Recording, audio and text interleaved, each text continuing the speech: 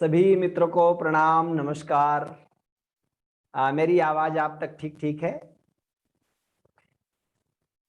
तो ओशोधारा के इस साप्ताहिक ध्यान और सत्संग कार्यक्रम जो शनिवार को हर शनिवार को 9 बजे होता है, उसमें मैं आपका बहुत स्वागत करता हूं।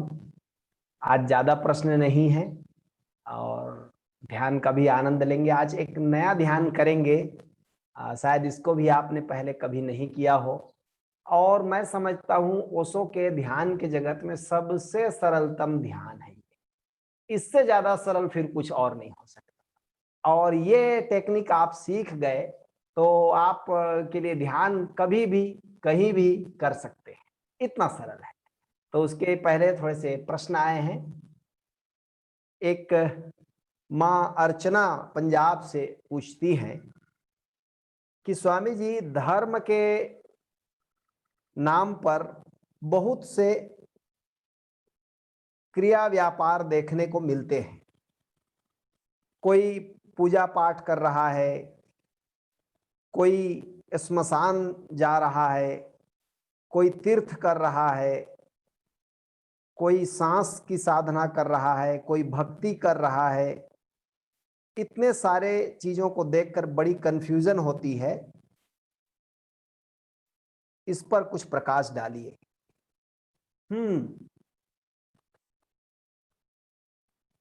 नेचुरली जो हम लोग बचपन से देखते हैं, चारों तरफ नाना प्रकार की विधियां हैं, नाना प्रकार के लोग हैं और धर्म के नाम पर हो रहा है सब कुछ।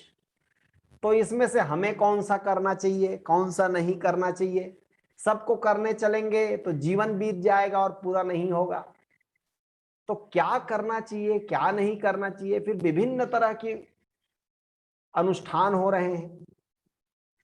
इसको समझने के लिए ना, मैं ऐसा करता हूं, आपकी सुविधा के लिए 4 शब्दों को समझाऊंगा। इससे आपको क्लियर हो जाएगा कि क्या करना है और क्या नहीं करना है। पहली चीज है, 4 शब्द मैं आपको व्याख्या करूंगा। पहले का नाम है सभ्यता, दूसरे का नाम है संस्कृति, तीसरे का नाम है धर्म और चौथे का नाम है अध्यात्म। इनमें से एक एक को थोड़ा थोड़ा मैं समझाता हूं तो क्लियर हो जाएगा आपको। सभ्यता किसे कहते हैं? सभ्यता कहते हैं, यदि आप बहुत मोटे अर्थों में लें, तो जो मनुष्य जाति का कोई खास समूह विकसित होता है भौतिक दृष्टिकोण से, वस्तुओं के दृष्टिकोण से, तो उसे हम सभ्यता कहते हैं। आप यदि कभी इतिहास के विषय पढ़े होंगे, इतिहास विषय को, तो आपने बहुत सारी सभ्यताओं के बारे में सुना होगा। सिंधु घाटी की सभ्यता, जिसको हड़प्पा की, मोहनजोदड़ो की सभ्यता भी कहते हैं।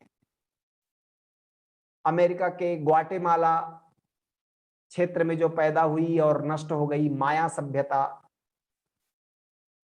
मेसोपोटामिया की जो सभ्यता, पुरानी चीन की सभ्यता, भारत की वैदिक सभ्यता, बहुत सी सभ्यताओं के बारे में आपने सुना होगा। सभ्यता का अर्थ है कि एक खास समूह मनुष्यों का भौतिक दृष्टि से उन्नति करता है। आज हम लोग कहते हैं बड़ा सभ्यता में बड़ा विकास हुआ है, क्योंकि विज्ञान के द्वारा, एक तरह से कहना चाहिए विज्ञान का ही विकास, हमने हमारे दुनिया को कितना बदल लिया। देखिए, पहले जितने जंगल थे अब जंगल नहीं है। पहले जितने मनुष्य थे उससे करोड़ों गुना मनुष्य हो गए। कभी हम इतनी बड़ी मात्रा में मनुष्य को खिलाने पिलाने की चीजें उपलब्ध हो जाएंगी, हम सोचे नहीं थे। आज इतना अन्न पैदा होता है, इतनी संपदा पैदा होती है कि चीजें खराब हो रही हैं, सड़ रही हैं, उपयोग करने वाले नहीं हैं। गांधी जी के जमाने में, ये अभी कुछ साल पहले तक कपड़े के लाले पड़ जाते थे। अब कपड़ा इतना ज्यादा है कि कोई आदमी गरीब नहीं है कपड़े के मामले में। सबको अपना मनचाहा कपड़ा मिल जाता है, सस्ते दामों पर मिल जाता है।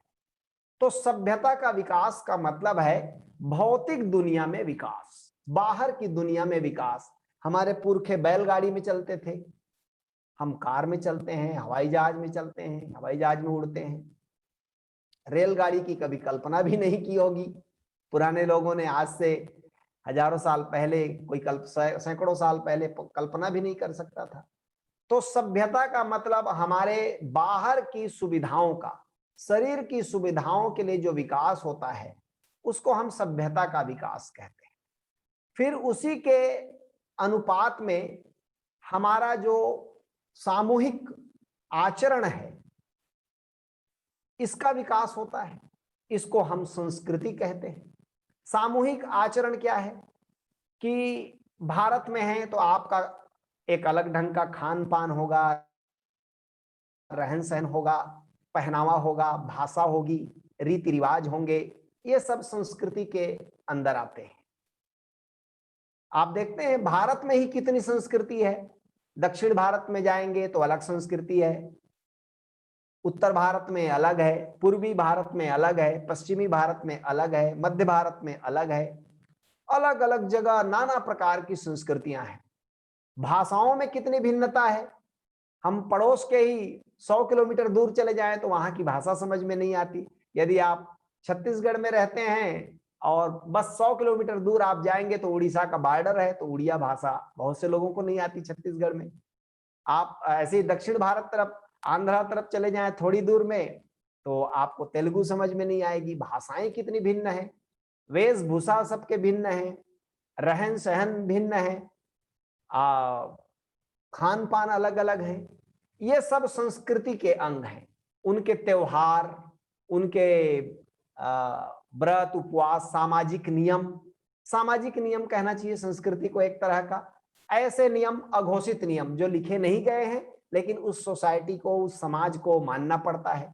पुराने जमाने में जिसको हम लोग कहते हैं कबीलाई नियम, तो अब कबीला का आकार थोड़ा बड़ा हो गया है। अब कबीला को हम कह सकते हैं प्रांत। तो केरल का अलग होगा, तमिलनाडु का अलग होगा, गुजरात का अलग होगा, बिहार का अलग होगा, नागालैंड और मणिपुर का अलग होगा, बंगाल का अलग होगा। ये जो सामूहिक आचरण एक तरह से कहें, ये संस्कृति है। वो भिन्न भिन्न होंगे, उनकी खूबसूरती है भिन्नता में। और दुनिया के अलग अलग देशों में अलग अलग संस्कृति है। कोई चीज कहीं मूल्यवान है, कोई चीज कहीं मूल्यवान है। आपके लिए सुंदरता का मापदंड अलग है तो उनके लिए सुंदरता का मापदंड अलग है। हमारे यहाँ ओशो के एक प्रवचन में मैं कल ही सुन रहा था कि भारत में प्रेम का परिचय है चुंबन। ठीक है, हमारे यहाँ चुंबन को प्रेम का परिचायक मानते हैं। लेकिन ऐसी कबीले हैं, ऐसे संस्कृतियां हैं जहां चुंबन को उन लोग अच्छा नहीं मानते।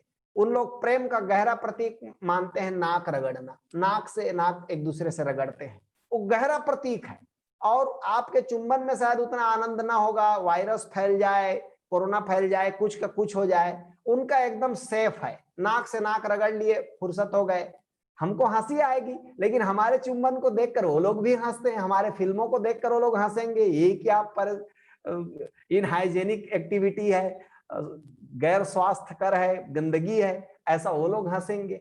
तो ऐसे बहुत सारे अलग अलग डिफरेंट, आपको उनकी देखकर हंसी आएगी और आपकी वो लोग देखकर हंसेंगे। संस्कृतियां बहुत तरह की होंगी। फिर तीसरा है, वो है धर्म। धर्म क्या है? धर्म भी एक तरह का कहना चाहिए सामूहिक चरित्र है। आचरण मैं नहीं कहूंगा, चरित्र कहूंगा। और सामूहिक भी नहीं कहूंगा, इसको थोड़ा व्यक्तिगत मामला आ जाता है धर्म में, कि धार्मिक व्यक्ति अपने चरित्र को बदलना चाहता है।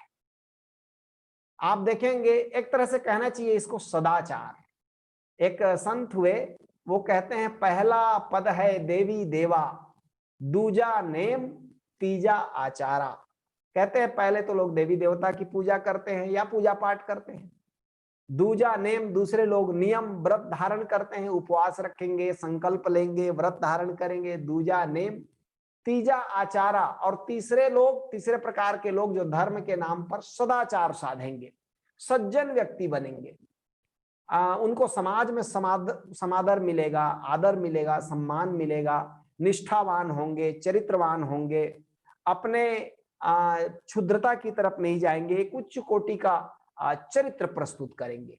तो व्यक्तिगत चरित्र को कोई संभालने लगे तो उसको हम कहते हैं, हमारे देश में अभी तक धर्म का मतलब हम लोग यही समझते हैं कि ये धर्म है। ऐसे व्यक्ति मंदिर जाएगा, यदि हिंदू धर्म में पैदा हुआ है, मुस्लिम हुआ है तो मस्जिद जाएगा, ईसाई है तो चर्च जाएगा, सिख है तो गुरुद्वारा जाएगा, वो अपने कम्युनिटी के नियमों का पालन करेगा और व्यक्तिगत भी एक उच्चता श्रेष्ठता प्रस्तुत करेगा। उसके लिए भले ही उसको थोड़ा दमन भी करना पड़े, थोड़े अपनी इच्छाओं को दबाना भी पड़े, तो भी उससे ऊपर उठेगा। और धार्मिक आचरण, तो ज्यादातर जिनको आप धार्मिक कहते हैं वो इसी तरह के लोग हैं जो अपने चरित्र को संभालते हैं, व्यक्तिगत चरित्र को संभालते हैं और उसको मैनिफेस्ट करते हैं, बताते भी हैं कि हम इस तरह की जिंदगी जीते हैं और रोल मॉडल बनने की कोशिश करते हैं और बनते भी हैं, बहुतों के रोल मॉडल बनते हैं। वो आध्यात्मिक व्यक्ति से ज्यादा लोकप्रिय हो सकता है। तो इस तरह के लोगों को हम धर्म कहते हैं और इसलिए धर्म के नाम पर भी बहुत सी भिन्नता देखने पर मिलेगी।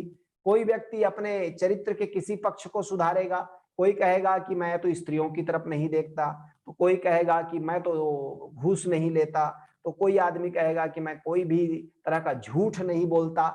ये सब धर्म से जोड़ेंगे। इसीलिए तो आप देखते हैं महाभारत काल में युधिष्ठिर को धर्मराज कहा गया, कृष्ण को नहीं कहा गया। जब कृष्ण साक्षात धर्म मूर्ति हैं, एक तरह से कहें तो शिखर पुरुष हैं पूरे महाभारत काल के, लेकिन कृष्ण को धर्मराज नहीं कहते। 5 पांडवों में जो सबसे चरित्रवान है, सबसे ज्यादा व्यक्तिगत चरित्र में ऊंचाई पर है, उसका उदाहरण भी देते हैं कि द्रोणाचार्य जब ये बच्चों को पढ़ा रहे थे 5 पांडवों को, और कौरव भी उसमें शामिल थे, स्कूल एजुकेशन के समय की बात है, तो कहते हैं द्रोणाचार्य ने एक पाठ दिया सबको कि पाठ था कि सदा सत्य बोलना चाहिए। बोले इसको याद करके आना है और भी उससे स्टोरी वगैरह सुनाया और बोले ये मुझको सुनाना है। और दूसरे तीसरे दिन बाकी विद्यार्थियों से पूछा, भीम से, नकुल से, सहदेव से, कि बताओ कल मैंने क्या पाठ सिखाया था। तो सब ने एक बढ़िया बता दिया कि सत्य बोलना चाहिए, ये है वो है। युधिष्ठिर से पूछा तो युधिष्ठिर ने कहा मैं आज नहीं बता पाऊंगा, आज मैं उसको प्रस्तुत नहीं कर पाऊंगा जो आपने कल सिखाया है। तो सोचा कि ये लड़का नहीं याद कर पाया होगा, चलो कल बताएगा। कई दिन गुजर गए पर वो नहीं बताता था। तो द्रोणाचार्य ने पूछा कि तुम एक छोटी सी बात तुमको याद नहीं हो रही है। बोले याद होने से क्या मतलब है गुरुदेव, आपने कहा सदा सत्य बोलना चाहिए, तो मैं जब तक सदा सत्य बोलने न लगूं कैसे कहूं कि उसे समझ गया। ये आदमी चढ़ गया गुरु के नजर में, यार गजब है, ये कोई बात को केवल सुन के बहा नहीं देता दूसरे कान से, ये उसको चरित्र में ढालता है, आचरण में ढालता है। तो ये धर्मराज कहलाया। तो पूरे महाभारत काल में उनका बड़ा गौरव था। इसलिए युद्ध के समय उनके वाणी पर उनके गुरु ने भी विश्वास किया और धोखा खाया। तो हाथी मारा गया, अश्वत्थामा हतो नरो वाह कुंजरो, अश्वत्थामा मारा गया। अश्वत्थामा द्रोणाचार्य का बेटा का नाम भी था और अश्वत्थामा एक हाथी का नाम भी था। चूंकि अश्वत्थामा को ढीला करना था, इसलिए जोर से आवाज में कृष्ण ने, भगवान ने सिखाया युधिष्ठिर को कि कहना जोर से अश्वत्थामा मारा गया, और पूछेंगे कौन तो जोर से कहना नरो, यानी नर को जोर से कहना, और फिर धीरे से अपने लाज बचाने के लिए, अपने सत्य की रक्षा के लिए वाह कुंजरो, नर नर ऐसा जोर से कहना, और नहीं नहीं हाथी ऐसा धीरे से कह देना ताकि उसको सुनाई मत पड़े। तो ऐसा बोल करके एक झूठ तो बोला, लेकिन ज्यादातर समय आप देखेंगे कि युधिष्ठिर सत्य पर अडिग है, तो उसको धर्मराज, ऐसे व्यक्ति को हम लोग धर्मराज कहते हैं। धर्म का साधना मतलब वो कह रहे हैं चरित्र को साधो, चरित्र को निष्ठावान बनाओ। अब ये जो चौथा है अध्यात्म, ये इन तीनों से बिल्कुल अलग है। अध्यात्म में मत ये नहीं है कि कुछ पाना है, अध्यात्म में ये नहीं है कि कुछ साधना है कि किसी को दिखाना है, बिल्कुल नितांत वैयक्तिक बात है और मिटना है। अब इसमें जीने की बात नहीं है, अब इसमें मरने की कला सीखनी है, ईगोलेस होना है, आत्मा को जानना है, स्वयं के गहराइयों को जानना है, सत्य को जानना है कि मैं वस्तुतः कौन हूं। जब सब लेयर हट जाएंगे तब मैं कौन रहूंगा। ये अध्यात्म है। अध्यात्म का मतलब आत्मा का विज्ञान। अब मैं आत्मा की तरफ चलता हूं। एक दिन शरीर नहीं था तब भी मैं था, एक दिन शरीर नहीं हो जाएगा तो मैं कैसे रहूंगा, अब इसको मैं खोजूंगा। तो आप जो कह रहे हैं कि इतने भिन्न भिन्न तरह के अनुष्ठान देखने को मिलते हैं, इससे मैं कंफ्यूज होती हूं, तो कंफ्यूज होने की जरूरत नहीं।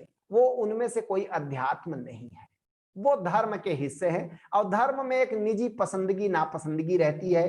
कोई स्मशान में बैठ के कुछ करना चाहता है तो करे, कोई मृदंग गले में लटका कर बजाते हुए नाचते हुए धर्म की साधना करे तो करे, कोई सांस की साधना कर रहा है, अनुलोम विलोम प्राणायाम कर रहा है तो करे, और कोई पूजा पाठ कर रहा है तो पूजा पाठ करे, कोई देवी देवता को ध्या रहा है तो ध्याए।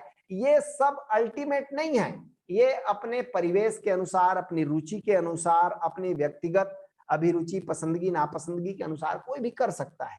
लेकिन अध्यात्म प्योर साइंस है, आत्मा का साइंस है, आत्मा का विज्ञान है। वहां फिर पसंदगी नापसंदगी नहीं है।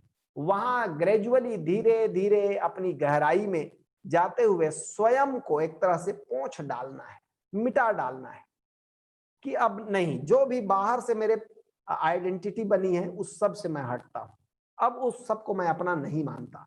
शरीर भी एक दिन तो नहीं था, और कितनी बार तो शरीर बदला, रोज बदल रहा है शरीर। आपको शायद पता हो ना पता हो, करोड़ों सेल प्रतिदिन शरीर में मर जाते हैं, बाल नाखून मल मूत्र में सब निकल जाते हैं, फिर नए सेल बन जाते हैं। हर करीब करीब 7 साल में पूरा का पूरा शरीर का सेल बदल जाता है। आपका शरीर यदि अभी मान लीजिए 70 साल का किसी का शरीर है, तो वो 10 बार शरीर बदल चुका। वो मां के गर्भ से जो पैदा हुआ था वही शरीर अब उसके पास नहीं है, वो 10 बार बदल चुका। तो वो कौन है जो शरीर को बदल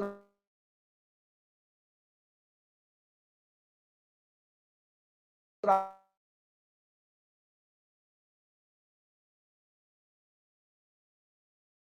परिवर्तन हो रहा है शरीर में। मां के गर्भ में एक अणु जो सूक्ष्मदर्शी से भी न दिखे, वह भी हम थे किसी दिन।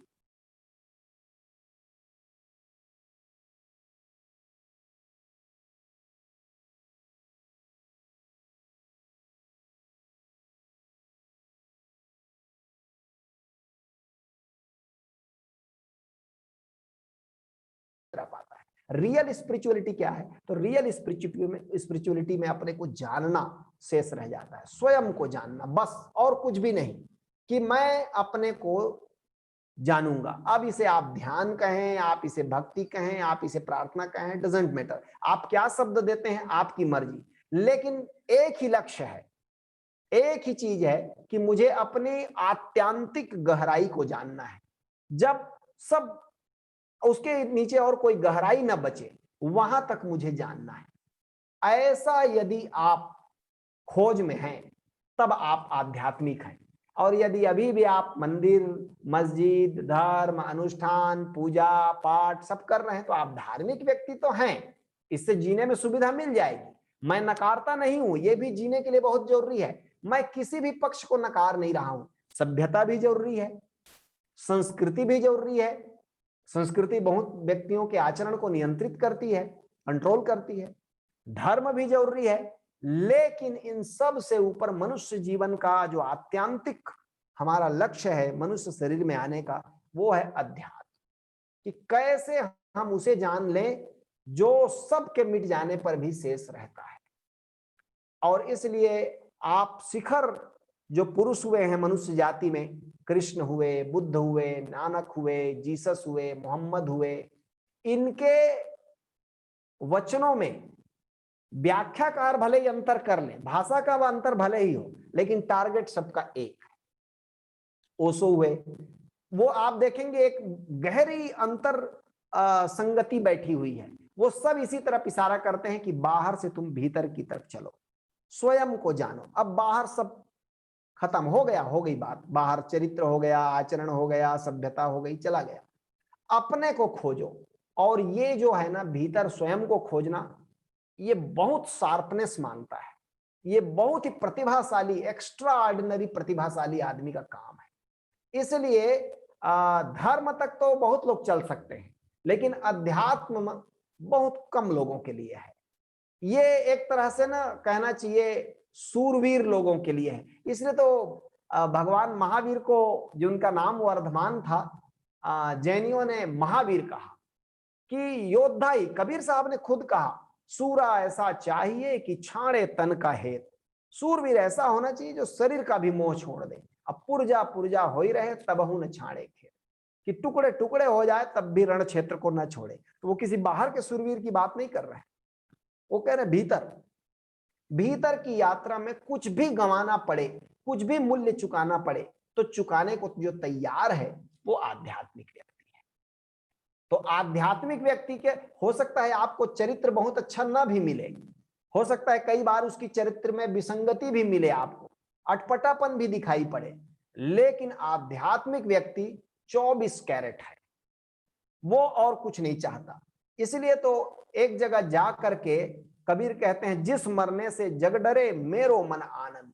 जिस मरने से डरता है संसार, मृत्यु से हम क्यों डरते हैं कि मृत्यु में ये तीनों चीज खो जाएगा। कौन कौन चीज खो जाएगा? सभ्यता खो जाएगी, संस्कृति खो जाएगी, धर्म खो जाएगा।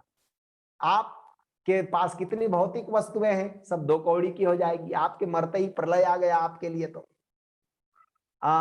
संस्कृति खो जाएगी। कितना भी आचरण चरित्र साधा हो, आपने बाहर से थोपा हुआ हो, कितनों भी शुद्ध रहन सहन रीति रिवाज पालन किया हो, वो टिकने वाला नहीं है। आप कहते रहे कि मैं जीवन भर मांसाहार नहीं किया, मैं जीवन भर बीड़ी सिगरेट नहीं पिया, मैं बड़ा शुद्ध चरित्र जीवन जीता रहा हूं, ओके, मरने के बाद वही हालत होगी जो पीने खाने वाले की हालत होती है। शरीर का तो एक ही गति है, वैसे ही जलाया जाएगा, गड़ाया जाएगा।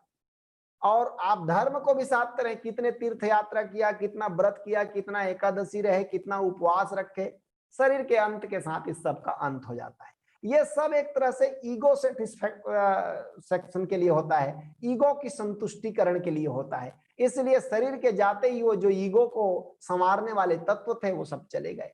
लेकिन अध्यात्म अकेला चीज है जो मरने के बाद भी आपके साथ होगा। कारण कि उसको तो आपने पहले ही छोड़ दिया है। अध्यात्म में जो मरने के समय जो छूटेगा उसको तो आप पहले ही छोड़ चुके हैं। आप शरीर का ही मोह छोड़ चुके हैं, तो फिर अब कौन सा चीज आपको बांधेगा? शरीर से जुड़ी हुई सारी चीजें हैं, मान सम्मान यश प्रतिष्ठा, ये जितनी चीजें हम खोजते हैं किस चीज के लिए है? कुल, परिवार, वंश, ये सब किस लिए? अंततः अहंकार की परिपुष्टि के लिए। लेकिन ये तो शरीर के जाते ही सब अंधकार छा जाएगा और सब चला जाएगा। इसलिए मृत्यु जो है वही अध्यात्म की तरफ हमें प्रेरित करती है। जिसके आसपास कोई बड़ा प्रिय व्यक्ति मर जाता है, जैसे मीराबाई के जीवन में आपने सुना होगा कि मीराबाई के बचपन से ही मौतों का सिलसिला शुरू हो गया। माता पिता मर गए, सास ससुर मर गए, पति मर गए, ऐसे गहरे जिनसे वो जुड़ी थी वो सब धीरे धीरे मर गए। इतनी मृत्यु देखकर उसको लगा कि अब कुछ भी नहीं है, किसी दिन मैं भी मर जाऊंगी। तो उसके पहले कि मैं जाग जाऊं, उसके पहले कि मैं चेत जाऊं, उसके पहले कि मैं अमृत को खोज लूं, और मीराबाई ने अपना सारा जीवन उस पर लगा दिया और उसको जाना। और इसलिए फिर वो कहती है कि अब कोई डर नहीं, अब कोई भय नहीं, अब जहर भी मिले तो भी स्वीकार है। उस जगह जाकर के व्यक्ति आध्यात्मिक होता है। तो अध्यात्म बड़ी ऊंची चीज है, और जिसको भी थोड़ा समझ में आ गया कि हाँ ऐसा कुछ है, कुछ लोगों ने जाना है, कुछ लोगों ने पाया है, इस यात्रा पर चलने जैसा है। बहुत खतरा है, क्योंकि कबीर खुद कहते हैं, लंबा मार्ग दूर घर, विकट पंथ बहुमार, कह संतों क्यों पाइए दुर्लभ हरि दीदार। कहते हैं लंबा है मार्ग, दूर है उसका घर, बड़ा कठिन है रास्ता, बहुत लुभावने स्टेजेस आएंगे। इन सब को पार करके कोई पूरी तरह मिटने की वृत्ति को लेकर चल पड़ा है, वो व्यक्ति आध्यात्मिक है। तो अध्यात्म के जो साधक होगा वो तो बिल्कुल आपको पकड़ में नहीं आएगा, बहुत मुश्किल है उसका पकड़ में आना। बाहर से तो आप उसको पहचान ही नहीं पाएंगे। उसको तो आप संग साथ बैठेंगे तो धीरे धीरे कुछ उसकी सुगंध आएगी तो अनुभव हो पाएगा। इसलिए ऐसे लोग ज्यादातर चुप रह गए, नहीं बोले। आपने मेहर बाबा के बारे में सुना होगा, मेहर बाबा बोले ही नहीं। जैसे ही ज्ञान उपलब्ध हुआ, उस परम सत्य को जाना, नहीं बोले, चुप हो गए, एक लफ्ज नहीं बोले, क्योंकि बोलने का मतलब होगा झूठ, फंसना हो जाएगा। फिर उनके ठीक अपोजिट आप देखेंगे, ओशो खूब बोले, लेकिन क्या बोले? एक ही शब्द को बोले, उसी सत्य को समझाने के लिए कि चलो उस तरफ चलो, इसीलिए बोले। वो सारे प्रवचनों को पढ़ेंगे तो एक ही बात घूम फिर कर आती है कि मिटना सीखो, सत्य को पाओ, भीतर चलो, अपने कोर में चलो, सब लेयर हटा दो। एक ही चीज कहते हैं। बुद्ध 40 साल बोले, एक ही चीज को समझाते रहे। बहुत से लोग मौन हो गए, बहुत से लोग बोले तो भी इसीलिए बोले, उस एक के लिए ही बोले। तो ये तो कहना चाहिए एक तरह का ऐसी यात्रा है जो किसी जन्म में शुरू हो जाए इस तरफ। क्योंकि मैंने देखा है बहुत से लोग धर्म के जगत में भी आकर अहंकार को ही श्रृंगार देते रहते हैं। बहुत से लोग धार्मिक होकर भी अभी भी वो मान सम्मान की अपेक्षा करते हैं कि लोग उसका कदर करें, लोग उसका सम्मान करें, कि वो अच्छा तो वो चरित्रवान हो सकता है, आध्यात्मिक व्यक्ति नहीं है। वो धार्मिक व्यक्ति हो सकता है। हाँ, बाहर से वो लोगों के लिए रोल मॉडल बन सकता है, बाहर से लोगों के लिए एक आदर्श भूमिका निभा सकता है। इसलिए सजग रहना है, सचेत रहना है इस बात को लेकर कि कहीं आप धार्मिक होने में ही संतुष्ट तो नहीं हो गए। अध्यात्म को कभी आपने अपने जीवन में सोचा, विचारा, मनन किया, तब आप पाएंगे, तब आप कंफ्यूज नहीं होंगे। और जो व्यक्ति अपनी आत्मा को जान लेता है वो तत्क्षण सबकी आत्मा को जान लेता है। ये बड़ी खूबी है। अलग अलग आदमियों की आत्मा को जानने के लिए आपको बहुत कुछ करना नहीं पड़ेगा, बस अपने को जितनी गहराई में आप जानते हैं उतनी गहराई में ही आप दूसरे को जानते हैं। और एक बार जान लेते हैं तो आप तृप्त हो गए, संतुष्ट हो गए। फिर आपकी भागदौड़ मिट जाएगी, वो आपके पर्सनालिटी से भी दिखेगा। फिर आप किस तरह का आचरण करेंगे वो गौण है। फिर अलग अलग आचरण होगा, उसी से लोग कंफ्यूज होते हैं। फिर कृष्ण का आचरण अलग होगा कि मोर मुकुट बांध लेंगे, नृत्य करेंगे, नाचेंगे, और महावीर बिल्कुल सब श्रृंगार निकाल के फेंक देंगे, नंगे खड़े हो जाएंगे, नग्न खड़े हो जाएंगे। अब हम मान ही नहीं सकते कि कृष्ण और महावीर ने एक ही चीज को जाना है, क्योंकि दोनों का जो बाहरी अभिव्यक्ति है वो पोलर अपोजिट है, ध्रुव विपरीत है। एक उत्तर ध्रुव, एक दक्षिण ध्रुव है। एक धागा तक पहनना नहीं चाहता, पूरा नग्न खड़े हैं भगवान महावीर। और कृष्ण से ज्यादा श्रृंगार कौन किया होगा? इतना पीतांबर पहने हैं, मोर मुकुट बांधे हैं, बांसुरी हाथ में लिए हैं। हम सोच ही नहीं सकते कि ये व्यक्ति एक ही चीज को जानते हैं, दोनों एक ही शिखर पर हैं दोनों। और कहां बुद्ध चुप बैठे हैं जैसे कि पत्थर की मूर्ति हो गए हो, और कहां मीराबाई नाच रही है धूम मचा करके। हम सोच ही नहीं सकते कि ये दोनों एक ही चीज को जानते हैं। इसलिए बाहर के आचरण के आधार पर आप आध्यात्मिक व्यक्ति को पहचान नहीं सकते। वो उसका बिल्कुल निजी होगा और वो परवाह नहीं करेगा कि दुनिया उसके लिए क्या कहती है, क्योंकि अब उसके लिए कोई मान सम्मान रहा ही नहीं। तो इसलिए जब कोई आदमी ऐसा अनुष्ठान करता है कि उसको मान मिले, सम्मान मिले, प्रतिष्ठा मिले, तब आप समझना वो अभी भी आध्यात्मिक नहीं है, वो धार्मिक आदमी है। और ख्याल रखना, मैं किसी की निंदा नहीं कर रहा हूं, ये विकास का एक क्रम है। ये विकास क्रम में आप कहां खड़े हैं उसको जान लेने पर आगे बढ़ने की सुविधा होती है। निंदा किसी की नहीं की। मैं ये नहीं कह रहा हूं कि सब आध्यात्मिक हो जाएं, ना, ये हो नहीं सकता। कि सब धार्मिक हो जाएं, ये भी नहीं हो सकता। कि सब सभ्यता में ही अटके रहें, केवल नास्तिक होकर रहें, यह भी नहीं हो सकता। इसलिए भिन्नता में भी आप एक बार समझ लेंगे। और इसलिए बाहर के ज्ञान से कोई व्यक्ति ना, एक काम की बात आपको बताता हूं, बाहर जितना पढ़ेंगे ना उतना कंफ्यूजन पैदा होता है। जितना पढ़ेंगे, जितना सुनेंगे, उतना कंफ्यूजन पैदा होता है। एक काम यदि आप कर ले तभी बाहर का पढ़ा लिखा चीज काम आएगा, वो है अपने भीतर चलना, अपने भीतर जाना। जितने आप अपने भीतर अपने कोर को जानेंगे ना उतने उतने आप सुलझते जाएंगे। फिर बाहर के ज्ञान आपको कंफ्यूज नहीं करेंगे। फिर आपको मालूम होगा हाँ इस जगह से बोला गया। अब बुद्ध या ओशो अनेक लोगों से बोल रहे हैं। अब ओशो को पढ़कर कोई व्यक्ति साधना करेगा तो बुरी तरह उलझ जाएगा। ख्याल रहे, मैं फिर से दोहराता हूं, ओशो को पढ़कर केवल कोई व्यक्ति साधना करेगा तो बुरी तरह उलझ जाएगा। क्यों? एक जगह ओशो सक्रिय ध्यान करवा रहे हैं, एक साधना शिविर में कह रहे हैं, मैं साधना शिविर का प्रवचन माला सुन रहा था, तो उसमें वो कहते हैं, दिन भर का शेड्यूल बताया उन्होंने कि सुबह सक्रिय ध्यान करवाएंगे, फिर नाद ब्रह्म ध्यान करवाएंगे, फिर दोपहर में कीर्तन करवाएंगे, और उसके बाद रात में ओम ध्यान करवाएंगे। सब भारी मेहनत, थका डालते थे। 7 दिन का शिविर था, इतनी एक्टिव विधियां कि थका डाले। और फिर एक ध्यान शिविर खुद ओशो ले रहे हैं जिसमें प्रवचन कर रहे हैं कि ध्यान का अर्थ है कुछ ना करना, चुपचाप लेट जाओ, चुपचाप हो रहो, कुछ करना उड़ना नहीं है, जरा भी किए कि फंसे। अब आप बताओ आप किसका पालन करेंगे? आप चटनी बना डालेंगे ओशो का, एक उधर का ले लेंगे, एक इधर का ले लेंगे, और होने जाने वाला कुछ नहीं है, क्योंकि आप ही पढ़ के तय किए हैं। इसलिए बड़ा मुश्किल हो जाता है। ओशो की किताब, अब पहली जो साधना शिविर लिया ओशो ने एकदम शुरू में, वो निष्क्रिय ध्यान के शिविर थे। उसका मतलब था कुछ करना नहीं है, जस्ट सिटिंग, कुछ नहीं करना, तन के मन के किसी भी तल पर चुपचाप बस हो गए मूर्तिवत। और वो कहते हैं जो होना है हो जाएगा। फिर उसके बाद देखा कि लोग ऐसे नहीं हो रहे हैं, तो फिर उठा पटक विधियां लाए, सक्रिय ध्यान, कुंडलनी ध्यान, नटराज ध्यान, नाद ब्रह्म ध्यान, ये नाचो, वो कूदो, ये सांस फेंको, वो करो, थका डाले। लोगों ने कहा हम मर जाएंगे इतना सब कर करके। तो बोले तो मैं पहले ही कह रहा था कि तुम चुपचाप बैठो, तुम ही नहीं बैठ रहे थे, तो ये सब हमको करना पड़ा। अब ये बड़ा मुश्किल है। अब कई बार हम लोग ध्यान शिविर कराते हैं अभी, तो कई 50-60 साल के हमारे पार्टिसिपेंट आ जाते हैं, वो कहते हैं सक्रिय ध्यान करना है। अब उनको समझाना बड़ा मुश्किल होता है कि आपके लिए नहीं है, आप मत करो इसको। फिर एक नया लड़का आ जाता है, वो कहता है मुझको निष्क्रिय ध्यान सिखाइए, कुछ नहीं करना है। अभी उसको सक्रिय ध्यान करना चाहिए, कम उम्र के लड़के को। तो बहुत एक सदगुरु अपने जीवन काल में बहुत लोगों से बोलता है, इसलिए उसके हर वचन को मानकर यदि आप करते रहे साधना तो गलत हो जाएगा। इसलिए अध्यात्म में एक पहला स्टेप उठाते हैं, किसी ऐसे व्यक्ति को खोजो जो अध्यात्म को उपलब्ध हो गया है, जो जाग गया है, जो स्वयं उस गहराई को उपलब्ध हो गया।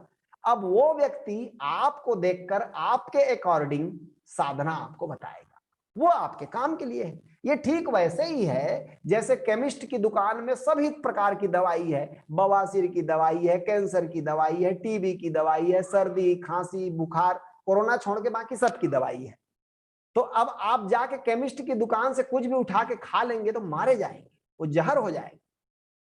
हाँ, कोई डॉक्टर से आप प्रिस्क्रिप्शन लिखवा लेते हैं और डॉक्टर को कहते हैं कि मेरे लिए कौन सी दवाई चाहिए, मुझको ये तकलीफ है, तो आपके लिए एक दवाई देता है। आप दवाई दुकान जाते हैं और केमिस्ट को कहते हैं कि भाई ये दवाई मुझको दे दो, और कितना खाना, कब खाना, ये भी बता देता है डॉक्टर। डॉक्टर फीस किस चीज का लेते हैं? इसी का तो फीस लेते हैं कि क्या दवाई लेना, कब लेना, कितना लेना। सदगुरु भी जो फीस लेते हैं वो इसी का लेते हैं, कितना साधना करना, कौन सा करना, कब तक करना। बस लोग हमको पूछते हैं, एक फोन आया था मुझको पिछले 3-4 दिन पहले, आप लोग समाधि कार्यक्रम का फीस बहुत लेते हैं, 6,000 लेते हैं। मैंने कहा डॉक्टर से तो कम ही लेते हैं। डॉक्टर का सोचो भाई, डॉक्टर का खर्चा तो अभी कोरोना हो जाए तो 1-1.5 लाख रुपया तो ऐसे ही चला जाएगा आपका, कई टेस्ट होंगे। हम उससे कम ही ले रहे हैं, उससे ज्यादा सेटल करके देंगे तुमको। तुम आओ जरा 5,000 में देखोगे कितना सेटलमेंट होता है। ध्यान समाधि करके देखो, अभी 1 तारीख से ध्यान समाधि हो रहा है, तुम जरा 9 दिन हमारे अस्पताल में भी तो भर्ती हो, देखना कहां से कहां पहुंच जाओगे। लेकिन लोग इसको समझते हैं पैसा बेकार फेंकना। ना ना, पैसा लेने का एक दूसरा कारण भी है। ऐसे ठीक है कि हमारे पैसे की जरूरत सबको है, लेकिन पैसा आप जिसके लिए पैसा देते हैं ना, उसको बड़े ध्यान से सुनते हैं। आप देखते हैं मेंटलिटी है एक हमारी जिसके लिए हम मूल्य चुकाते हैं। मान लीजिए 6,000 रुपया देकर आप समाधि प्रोग्राम कर रहे हैं, तो आप एक एक शब्द को अमृत की तरह सुनेंगे गौर करके, और हम मुफ्त करा दें तो मुफ्त में कोई नहीं सुनता, हमने देखा।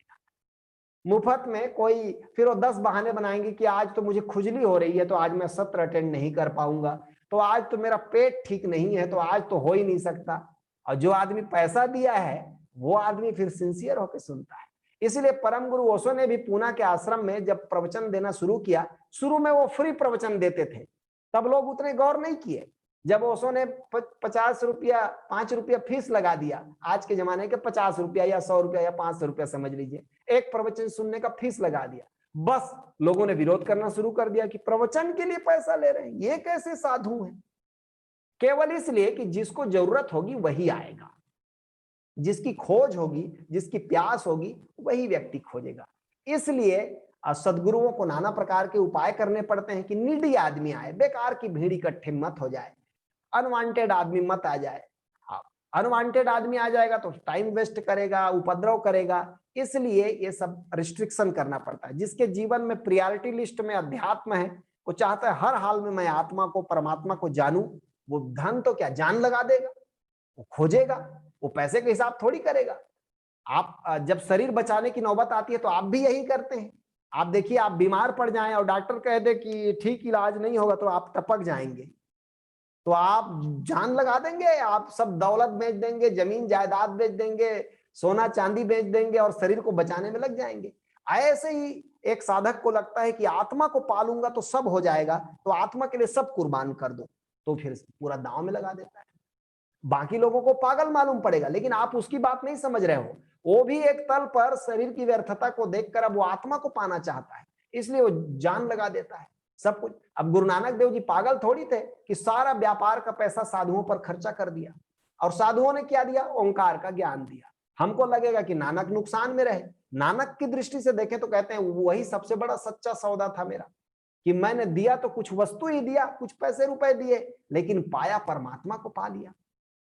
लेकिन इस बात को समझना होगा कि आपके जीवन की प्रायोरिटी लिस्ट में टॉप पर कौन है। आप समाज में सभ्यतापूर्ण जीवन, सुख सुविधा जीवन चाहते हैं तो सभ्यता में राजी हो जाइए। आपको लगता है कि नहीं, मैं जरा समूह में मान सम्मान खोजता हूं, मान सम्मान मिले तो मैं ठीक रहूंगा, ओके, संस्कृति में राजी हो जाइए। फिर आपको लगता है कि नहीं नहीं, मैं व्यक्तिगत रूप से निष्ठावान होकर के लोगों में एक तरह से प्रतिष्ठा पाना चाहता हूं, तो धार्मिक हो जाइए। लेकिन इन सब से आप यदि ऊब गए हैं और आपकी प्रतिभा में धार आ गई है, तो एक बार अब इन सबको छोड़ने का भी नौबत आना चाहिए, आध्यात्मिक होने का, कि सब खत्म। अब वो कहते हैं ना, ओशो प्रवचन करते हैं तो कहते हैं अथा तो भक्ति जिज्ञासा। अब अथातो का मतलब अब सब इधर का हो गया, अब असली चीज की बात शुरू होगी। पुराने पश्चिम के लोग देखते थे हमारे ग्रंथ को तो कहते थे कि ये आधा ग्रंथ है, क्योंकि अब लिखा है मतलब इसके पहले भी कुछ था। ओशो ने समझाया उस बात को कि नहीं, अब के पहले कुछ नहीं था, अब का मतलब ये सारा विस्तार था, जीवन था, अब का मतलब ये सब विस्तार खत्म, अब भीतर चले। अथा तो भक्ति जिज्ञासा, अथा तो ब्रह्म जिज्ञासा, अथा तो ये अथातो का मतलब अब हम इसी पर सारा जीवन ऊर्जा को लगाएंगे, अब कहीं और टुकड़े टुकड़े में नहीं बटेंगे। तो ये इसलिए मैंने इन सारी बातों को आपको विस्तार से समझाया कि आप जान सकें कि धर्म के रूप तो बहुत सारे होंगे, उस पर आप उलझने की जरूरत नहीं है, वो पसंदगी नापसंदगी के आधार पर होगा। लेकिन अध्यात्म शुद्ध विज्ञान है, आत्मा का, भीतर का। एक ध्यान करने के पहले एक छोटा प्रश्न एक बच्ची ने और पूछा है, अमृता ने अंबिकापुर से पूछा है कि स्वामी जी मैं शादी नहीं करना चाहती, मैं सन्यासी होना चाहती हूं। तो दोनों चीज अलग कहां है? तुम शादी और सन्यास को ना जोड़ो। शादी किए हुए लोग भी सन्यासी हुए हैं और शादी नहीं किए हुए लोग भी बर्बाद हुए हैं। ऐसा मत सोचो कि शादी नहीं करने वाले अब सन्यासी ही हो जाता है। तुम दोनों को अलग अलग समझ लो। विवाह क्या है? विवाह एक सुविधापूर्ण ढंग से जीने की व्यवस्था है। हमारे देश ने देखा कि अकेले आदमी जीना बड़ा कठिन है, और आप कुछ दिन अकेले रहकर देख लो, 1 साल 2 साल, तो पता चल जाएगा अकेले जीना कितना तकलीफ भरा है। मैं यहाँ रहता हूँ, मैंने शादी नहीं की, तो बहुत सारे लोग सोचते हैं कि आप ही जैसा होना है, तो मैं उनको अपना ओरिजिनल भी बताता हूँ। इधर एक बार मैं बिलासपुर में शिविर ले रहा था, ध्यान शिविर। तो मेरे यहाँ एक इधर करतला में एक स्कूल में व्याख्याता मैडम है रजनी, वो भी वहां गई थी शिविर करने।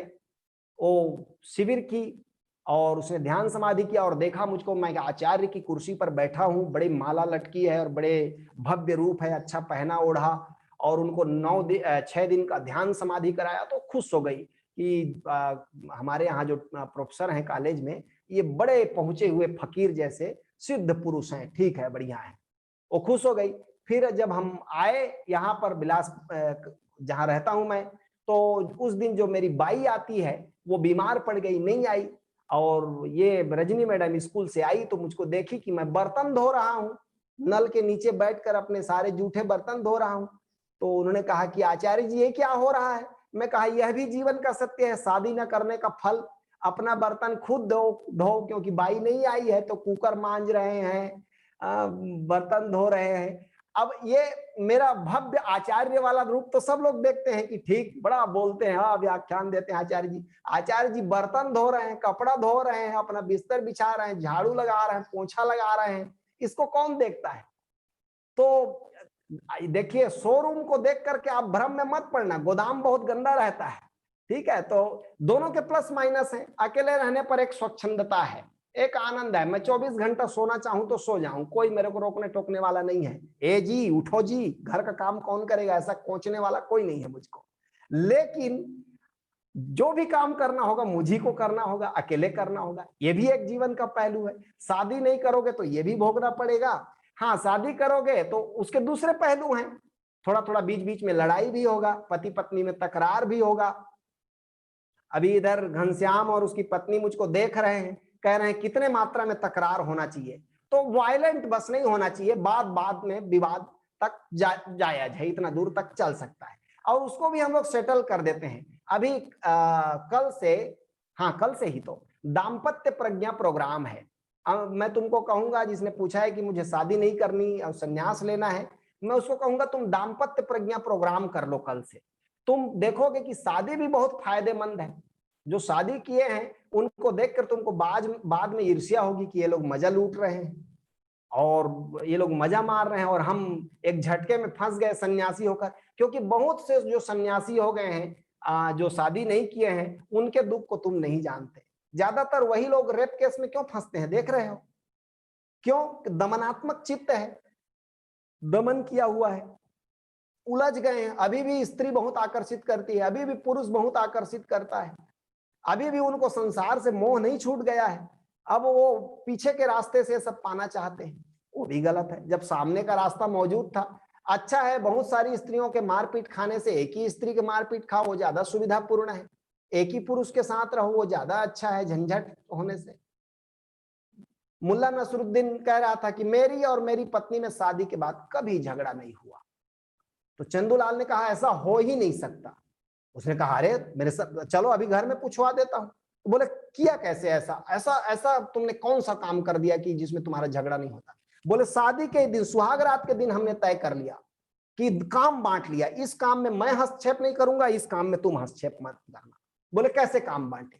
तो बोले जो बड़े बड़े काम थे मैंने कह दिया कि बड़े बड़ी बातों पर मैं तुम्हारी एक नहीं सुनूंगा पत्नी को। पत्नी ने कहा ठीक। और मैंने कहा छोटी छोटी बात पर मैं कोई दखल नहीं करूंगा तुम्हारा, वो तुम्हारी मर्जी।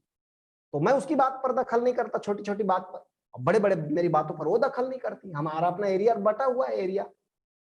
तो चंदूलाल ने कहा जरा और स्पष्ट करो, छोटी छोटी बात मतलब क्या? तो उसने कहा छोटी छोटी बात मतलब ये कि जैसे राशन किस दुकान से आएगा, बच्चा किस स्कूल में पढ़ेगा, सिनेमा कौन सा देखने जाएंगे, कौन सी पिक्चर देखने जाएंगे, साड़ी कौन सी खरीदनी है, मेरे लिए कपड़ा कौन सा खरीदना, ये सब छोटी छोटी बातें पत्नी के हिस्से में। और बोले बड़ा काम, तो जैसे कश्मीर पर भारत का एटीट्यूड क्या होगा ये मैं तय करूंगा, इस पर पत्नी नहीं बोल सकती। अमेरिका को वियतनाम में आक्रमण करना चाहिए कि नहीं ये मैं तय करूंगा, ये पत्नी इस पर कुछ बोल देगी तो ठीक नहीं होगा। पत्नी को क्या मतलब इस सब से, मरो तुम वियतनाम अमेरिका, उसको कोई मतलब नहीं है।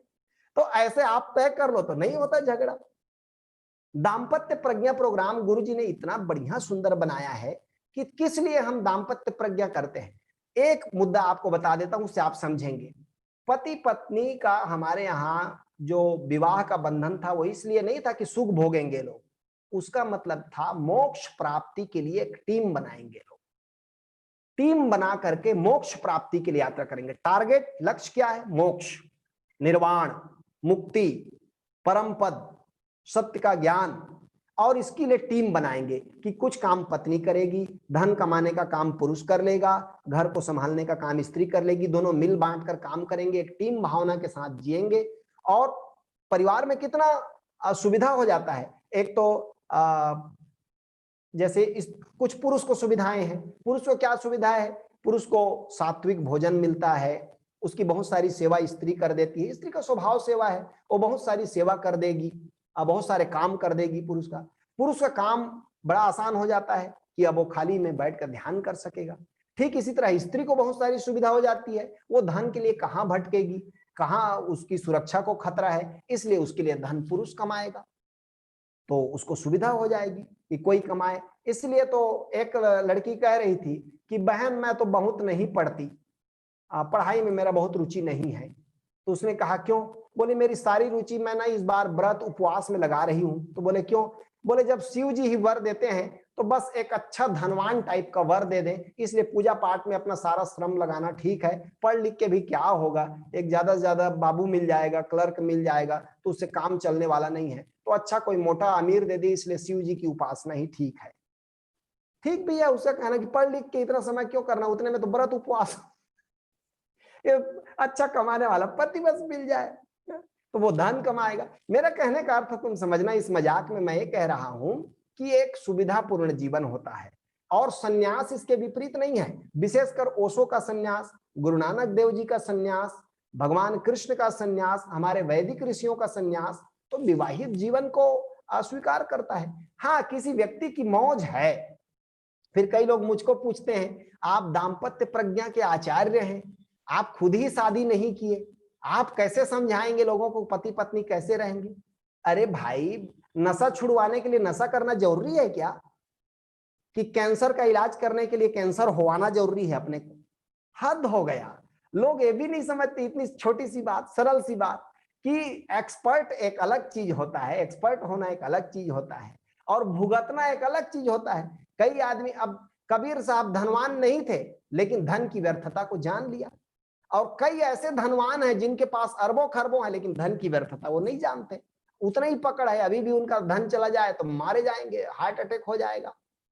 तो समझ ना आएगी तो नहीं ही आएगी, चाहे आप 4 शादी कर लो, और समझ आनी होगी तो बिना शादी के भी समझ में आ जाएगी कि कैसे रहना चाहिए, लोगों के साथ कैसे जीना। वास्तव में परिवार एक टेस्ट भी है कि कैसे समूह में जी सकते हैं हम, कैसे हम दूसरे के साथ जीने का एक आर्ट विकसित कर सकते हैं, कला विकसित कर सकते हैं। और जिसको दूसरे के साथ जीना आता है उसको फिर स्वयं के साथ भी जीना आता है, फिर अकेले भी जीना आता है। हाँ, यदि आप ध्यान पूर्ण, प्रेम पूर्ण दाम्पत्य जीवन जीते हैं तो उससे बड़ा श्रेष्ठ आश्रम कोई नहीं है। हमारे ऋषियों ने 4 आश्रमों की बात की, ब्रह्मचर्य आश्रम, गृहस्थाश्रम, वानप्रस्थाश्रम और संन्यास आश्रम। तो उसमें श्रेष्ठतम आश्रम के रूप में उन्होंने गृहस्थाश्रम को कहा। इसलिए नहीं कि कोई इसमें कुछ मिल जाएगा, इसलिए कि इसमें टीम भावना बनाकर आप संन्यास को अचीव कर सकते हैं। जिस संन्यास को जबरदस्ती लोगों ने कठिन बना दिया है वो बड़े आसानी से उपलब्ध हो सकता है। खुद हमारे गुरुजी को आप देखिए, बाल बच्चेदार हैं, सन्यासी हैं और संबुद्ध पुरुष हैं। खुद उनके बाल बच्चे हैं, परिवार है, नौकरी किया, मैनेजर रहे, वो तो आप देख ही रहे। कृष्ण भगवान खुद 1-2 नहीं, कितनी पत्नियां थी आप अंदाजा कर सकते हो। हाँ, ये जरूर है कि चूंकि पूछा किसी माँ ने है इस प्रश्न को, इसलिए मैं जरूर कहूंगा कि तुम्हारे लिए एक सुविधा मैं और कर देता हूं। ओशो धारा में सदगुरु ने अभी वी प्रोग्राम शुरू किया है। वी प्रोग्राम क्या है? Women empowerment. स्त्रियां भी सशक्त हों तो दाम्पत्य जीवन में मजा आएगा। मैं तुम्हारे डर से सहमत हूं कि स्त्री यदि कमजोर है तो परिवार उसको दबाता है, उसकी आत्मा को नष्ट करने का उपाय करता है। लेकिन ओशो धारा में सदगुरु ने अभी वी प्रोग्राम, वुमेन एम्पावरमेंट, इसकी नेशनल कोऑर्डिनेटर डॉक्टर रचना है, नवांशहर पंजाब से, जो गायनेकोलॉजिस्ट हैं, वो पूरी महिलाओं को इकट्ठा करके उनकी समस्याएं, उनकी परेशानियां, उनको एम्पावर्ड करना, सशक्त करने का उपाय सब वो लोग कर रहे हैं। तो आप उससे जुड़ो। जितने मेरे इस सत्संग को माँ लोग सुन रहे हैं, लेडीज सुन रही हैं, मैं सबसे रिक्वेस्ट करूंगा आप वुमेन एम्पावरमेंट के अभियान से जुड़िए। महिला सशक्त होगी तो परिवार सशक्त होगा, और तब पुरुष भी समझदार बनेगा, तब पुरुष भी स्वामी होने का घमंड नहीं करेगा, दोस्त होगा, मित्र होगा, साथी होगा, और साथी होकर जीने में ज्यादा सुविधा है। तो चलिए, बातें तो मैं करते रहता हूं, मुझको मजा आता है बात करने में। खूब सारा ध्यान एक करेंगे आज। सबसे सरल ध्यान है, आपको पहले से ही लेटना है तो आप लेट जाना, आराम कुर्सी में बैठना है बैठ जाना।